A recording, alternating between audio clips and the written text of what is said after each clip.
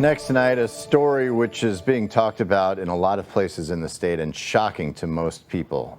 Early today, we started getting reports that a mother was stabbed and her 7-year-old son was beaten to death. Eyewitness News reporter Bob Aaron tonight telling us that a neighbor was able to get a 2-year-old girl safely out of the apartment in Beckley as that attack was taking place. Beckley police say a woman's boyfriend stabbed her and then apparently killed her 7-year-old son with a hammer. The violence spilled out of the couple's Industrial Drive apartment about 2:45 Thursday morning. According to a neighbor who lives next door, the woman ran to her apartment, asked for help. She was under attack, being stabbed. She was able to let the woman in and even go over and get one of her children out of the residence. When she returned, the 7-year-old boy was under attack with a hammer, and she had to retreat. Then police arrived to find a broken kitchen knife and a hammer, both bloody. They go inside the residence, and there they locate a 7-year-old male child deceased.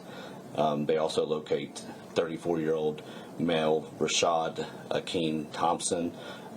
He was taken into custody at that point and ultimately taken to Southern Regional Jail, where he's been charged with first-degree murder, attempted first-degree murder, malicious wounding, child abuse resulting in death, and 2 counts of domestic battery. The stabbing victim is hospitalized. The scene shocked even first responders. Nothing prepares you for that, but we just have to do the best we can and make sure that we do a great job to seek justice for the family. Thompson has a $250,000 bond on the bulk of the charges, but there is no bond set for the murder charge. In Beckley, Bob Aaron, Eyewitness News. Although they are included in court documents, police have not yet released the victims' names. The woman is still in the hospital tonight. No word yet on her condition. Police released more information about the murder of a 7-year-old boy and the stabbing of his mother. Welcome to 59 News at 6. I'm Casey Gentile. Riley Phillips has the evening off. 59 News reporter Paris Dunford has been covering this story. She's joining us live now with the update. Paris? Casey, the new details in this case only highlight the tragedy of a domestic violence case turned deadly. Investigators released more information about the tragic murder that took place early Thursday morning. Police say the woman who was stabbed is Felicia Brown. Her son, Trayshawn Brown, was a 7-year-old boy who was killed. Police arrested Rashad Thompson for the murder of Trayshawn and the stabbing of Felicia. It appears that the mother and the suspect in this case were involved in a relationship.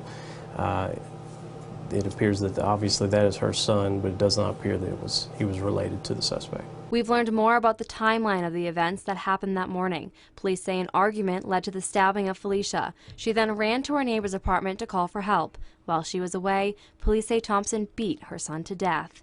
According to the police report, Thompson said to police, quote, "I just lost it." Investigators who were on scene say this was one of the worst crime scenes to walk into. It was a particularly bad scene, particularly because of the juvenile involved. 7 years old is a tragic incident in any circumstance. Police say this is unfortunately the most tragic ending to a domestic violence situation. That's why they say it's so vital to raise awareness.